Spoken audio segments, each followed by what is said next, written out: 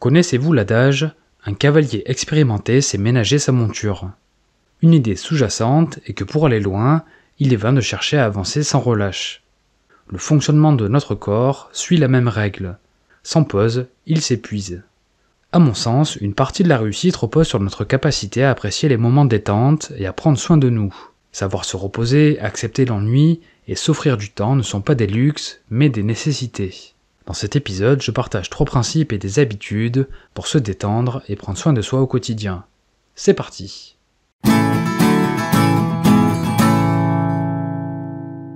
Dans le Décalogue, le 4e commandement stipule « Souviens-toi du sabbat pour le sanctifier ». Cette règle peut s'interpréter par le fait de célébrer le repos et de le considérer comme quelque chose de noble. Cependant, suivons-nous réellement cette recommandation ? En particulier quand certains se vantent de peu dormir et de manquer de sommeil, quand d'autres se préoccupent sans cesse du passé ou de l'avenir qui les inquiète. Encore d'autres ne laissent aucun répit à leur esprit en sortant leur téléphone dès qu'ils se retrouvent inactifs. En fait, notre incapacité à accepter l'instant est source de stress. Pour se détendre, il convient plutôt de se recentrer sur le moment présent et d'accepter l'ennui. De mon point de vue, il y a 3 fondements essentiels que l'on peut décliner en de multiples habitudes. Premièrement, s'offrir inévitablement des temps de repos réguliers. L'idéal est de s'octroyer des moments détente sur divers horizons de temps. À l'échelle d'une journée, on peut prendre des pauses régulières et diminuer l'intensité des activités au fur et à mesure. Cela se traduit par exemple par les routines suivantes. Traiter les tâches productives qui nécessitent de la concentration le matin, prendre le temps de manger et se détendre entre midi et 2, planifier un créneau après la pause méridienne pour traiter les urgences et les sujets qui demandent à nouveau de la concentration, se réserver le reste de l'après-midi pour les activités moins exigeantes cognitivement, comme les travaux créatifs, les réunions ou les tâches faciles mais répétitives, et enfin dédier sa soirée aux loisirs, au plaisir et aux proches. À l'échelle d'une semaine, on peut observer la même philosophie en effectuant les activités exigeantes au début et milieu de semaine, de sorte à réserver le week-end aux hobbies, aux moments de détente et aux proches. Personnellement, j'ai pour rituel de faire de mon vendredi après-midi un moment strictement dédié aux tâches plaisantes.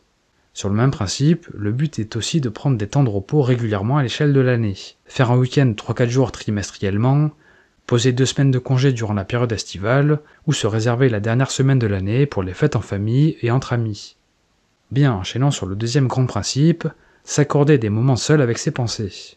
Pour beaucoup, nous avons le réflexe désastreux de dégainer notre téléphone dès que l'on se retrouve inactif, dès que l'on s'assoit dans une salle d'attente, dès qu'on attend un feu rouge, ou dès que l'on se retrouve seul quelques minutes. Ces micro-moments d'ennui sont en réalité précieux, car ils permettent à notre esprit de vagabonder, réfléchir et se poser. Au lieu de combler chaque instant de vide par des distractions, voici quelques habitudes pour se reconnecter.